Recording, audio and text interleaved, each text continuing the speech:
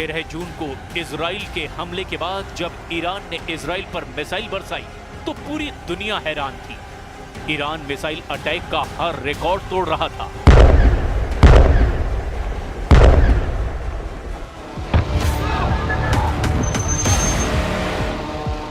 क्या तेल अवीव, क्या हाइफा और क्या इजराइल का डिफेंस सिस्टम, ईरान की मिसाइलों ने इजराइल के हर कवच को भेदा और बता दिया कि जब उसकी मिसाइल फायर होती है तो उन्हें रोकना ना इजराइल के बस की बात है और ना ही अमेरिका के।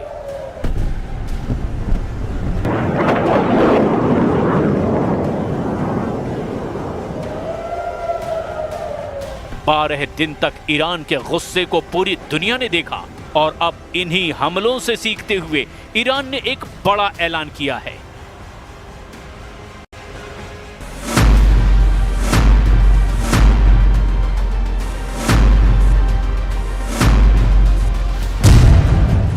ईरान के रक्षा मंत्री ने कहा कि 12 दिन के युद्ध के बाद ईरान अब डबल ताकत के साथ युद्ध लड़ने के लिए तैयार है। अजीज नासिरजादेह के मुताबिक ईरान की मिसाइल पावर 2 गुना बढ़ा दी गई है। ईरान को लेकर बड़ी खबर इजराइल की मीडिया में भी छप रही है। खबर यह है कि ईरान ने अब दूसरे देशों में हथियार की फैक्ट्री बनानी शुरू कर दी है। हालांकि किस देश में, इसका जिक्र नहीं किया गया।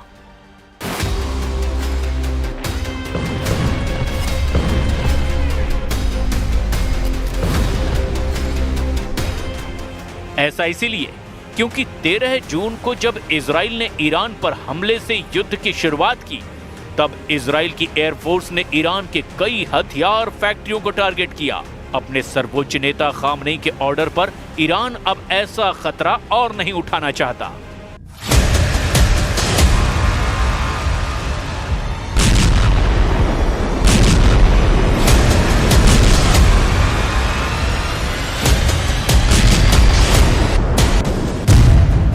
सवाल ये उठ रहा है कि अगस्त के आखिर या फिर सितंबर की शुरुआत में ईरान इजराइल की टक्कर फिर शुरू हो सकती है। एक तरफ नेतन्याहू गाजा पर चढ़ाई करने जा रहे हैं तो दूसरी तरफ ईरान खुद को नए युद्ध के लिए तैयार कर चुका है। ईरान के रक्षा मंत्री अजीज नासिरजादेह ने कहा कि अब ईरान के पास और घातक मिसाइल आ चुकी है। अगर इजराइल ने फिर हमला किया तो नई मिसाइल इस्तेमाल की जाएंगी।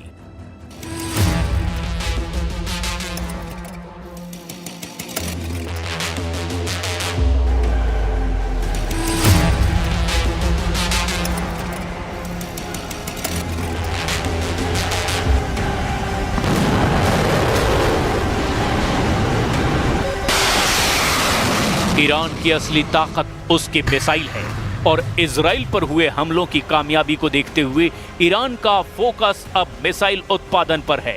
लेकिन साथ में ईरान ने अपने एयर डिफेंस को मजबूत बनाना भी शुरू कर दिया है, क्योंकि जून में हुई जंग के शुरुआती दौर में इजराइल की एयरफोर्स ने अपनी ताकत दिखाई थी और ईरान के ज्यादातर एयर डिफेंस वाले अड्डों को तबाह कर दिया था। इसीलिए ईरान ने अब नए युद्ध की तैयारी के तौर पर अपनी ड्रोन और मिसाइल फैक्ट्री, अपने परमाणु अड्डों और अपने रडार अड्डों को बचाने का काम शुरू कर दिया है। इसके लिए इन सभी ठिकानों को बेहतर डिफेंस सिस्टम से लैस किया जा रहा है ताकि इजराइल अगली बार हमला करे तो ऐसे ठिकानों को बचा लिया जाए।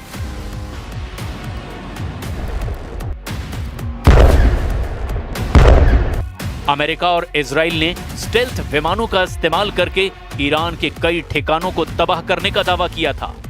इसमें ईरान का फोर्दो परमाणु अड्डा भी था, लेकिन अब अमेरिका के दावे को एक जनरल ने पलीता लगा दिया है। अमेरिका ने डीआईए यानी डिफेंस इंटेलिजेंस एजेंसी के प्रमुख लेफ्टिनेंट जनरल जेफ्री क्रूज को बर्खास्त कर दिया है। जनरल क्रूज ने अपनी रिपोर्ट में दावा किया था कि अमेरिका के हमलों से ईरान का परमाणु कार्यक्रम पूरी तरह तबाह नहीं हुआ है।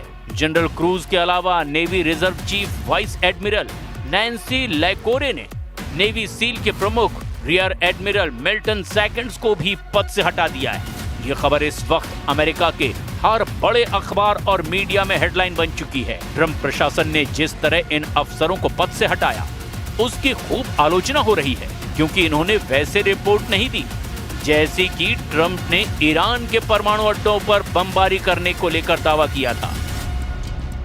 ट्रंप की सरकार में उन्हीं की खुफिया एजेंसी अगर ये दावा कर रही है कि ईरान का कुछ नहीं बिगड़ा, तो इससे एक बात साबित होती है, और वो ये कि न सिर्फ इजराइल बल्कि अमेरिका के पास भी ईरान के परमाणु कार्यक्रम को 100% खत्म करने की ताकत नहीं है। भले ही ट्रंप ने B-2 विमानों का इस्तेमाल किया, भले ही उसने दुनिया का सबसे बड़ा बंकर बस्टर बम गिराया, लेकिन जब खुफिया एजेंसी की रिपोर्ट कह रही है कि ईरान को बहुत ज्यादा नुकसान नहीं हुआ, तो अब आगे क्या होने वाला है? इजराइल पर ईरान के मिसाइल अटैक को रोकने में अमेरिका पहले ही अपने हाथ जला चुका है।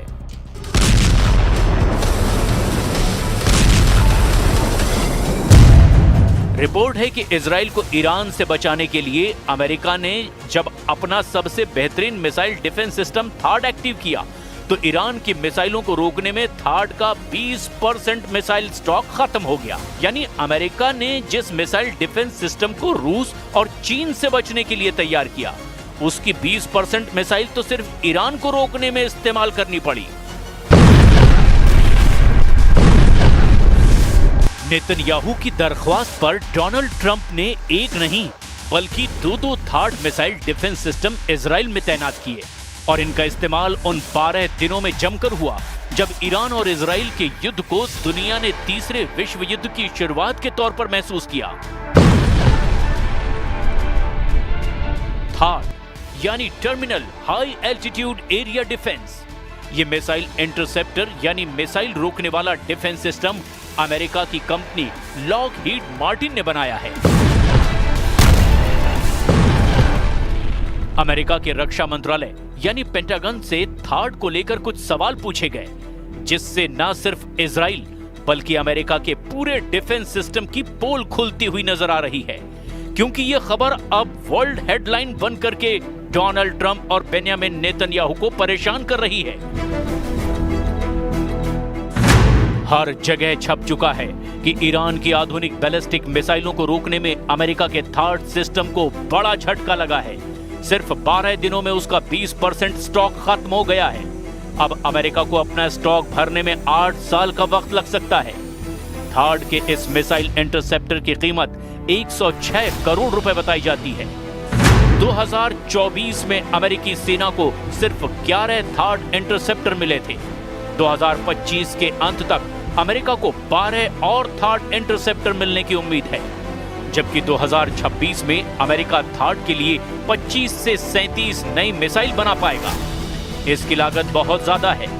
थाड के एक मिसाइल इंटरसेप्टर की कीमत 106 करोड़ रुपए बताई जाती है। ये खबर अमेरिका से लेकर इजराइल और यूरोप से लेकर ईरान और चीन की मीडिया में हेडलाइन बन चुकी है। जाहिर है इस खबर ने पेंटागन में हड़कंप मचा दिया है। 12 दिन के युद्ध के दौरान ही अमेरिका ने थाड की इतनी मिसाइल जाया कर दी, जिसके उत्पादन करने में उसे कई साल लग जाएंगे। इन 12 दिनों में युद्ध में ईरान ने इजराइल के ऊपर करीब 600 मिसाइल दागी थी, और उनमें से 50 से 60 मिसाइलें इजराइल में गिरने में कामयाब भी रही। ईरान ने बार बार दावा किया कि उसके हमलों को रोकने में इजराइल पूरी तरह फेल साबित हुआ है, और वो इसीलिए भी क्योंकि तेल अवीव और हाइफा से आई तस्वीरों ने बताया कि ईरान ने जहां टारगेट सेट किया वहां पर उसकी मिसाइल गिरी। एक साथ इतने मिसाइलों का सामना करके दुनिया का कोई भी एयर डिफेंस सिस्टम या मिसाइल डिफेंस सिस्टम क्यों ना हो, वो घुटने के बल बैठने पर मजबूर हो जाएगा। और इजराइल में यही हुआ। ईरान ने 12 दिनों के युद्ध के दौरान बार बार बताया कि उसकी मिसाइल पावर को हल्के में ना लिया जाए। थाड को लेकर अमेरिका में जो रिपोर्ट आई, उस रिपोर्ट में बताया गया कि युद्ध से पहले अमेरिका के पास थाड की 650 मिसाइलों का स्टॉक था, लेकिन इजराइल और ईरान की जंग के दौरान उसको 150 से ज्यादा मिसाइलें फायर करनी पड़ी। रिपोर्ट में यह भी बताया गया कि ईरान ने जब कतर में अमेरिका के मिलिट्री अड्डे पर मिसाइल दागी, तब अमेरिका को अपनी 30 पैट्रियट मिसाइलों को लॉन्च करना पड़ा ताकि वो ईरान के हमलों को नाकाम कर दे, लेकिन उसमें भी वो पूरी तरह कामयाब नहीं हो पाया।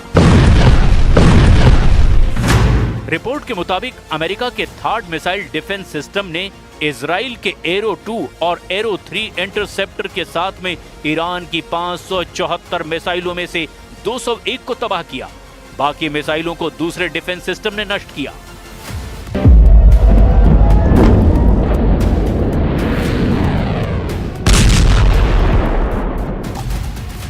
ईरान की मिसाइल पूरी तरह फेल नहीं हुई, इसकी गवाही तो तेल अवीव और हाइफा में हुई तबाही भी दे रहे हैं। इसीलिए ये कहा जा रहा है कि थार्ड या एरो पूरी तरह कामयाब रहे। ये सरासर गलत है, क्योंकि तेल अवीव के बीचों बीच ईरान की मिसाइल गिरी है, जबकि ईरान का दावा है कि उसने इजराइल के सीक्रेट अड्डे नेवातीम एयरबेस को भी टारगेट बनाया। यहां पहले से ही थर्ड मिसाइल डिफेंस सिस्टम तैनात था।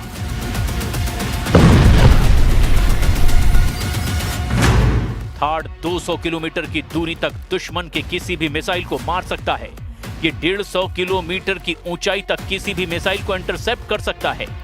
अमेरिका के पास थार्ड की 7 बैटरियां हैं। एक बैटरी में 6 ट्रक माउंटेड लॉन्चर होते हैं।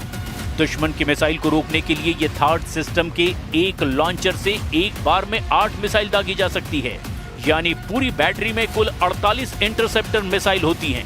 इसे ऑपरेट करने के लिए 95 सैनिकों की जरूरत होती है।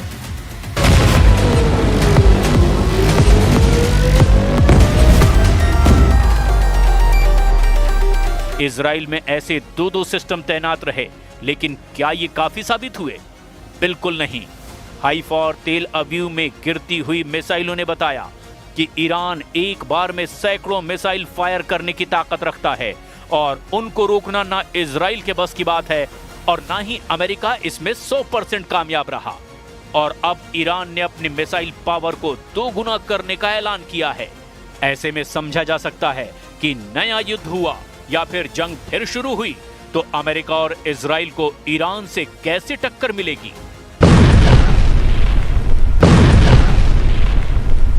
गाजा में अपने 60,000 सैनिकों को लेकर आगे बढ़ रहे नेतन्याहू को अब ईरान से नई चुनौती मिलती नजर आ रही है। लेकिन ईरान ने जो वीडियो जारी किया है उसके टारगेट पर अमेरिका हो सकता है। ईरान ने अपने युद्धाभ्यास का वीडियो जारी किया है। ये इजराइल के साथ साथ अमेरिका को धमकी है। जून के महीने में इजराइल से युद्ध के बाद ईरान की सेना ने अपना युद्धाभ्यास किया है। फारस की खाड़ी में ईरान ने अपनी क्रूज मिसाइल और ड्रोन वाली पावर दिखाई है।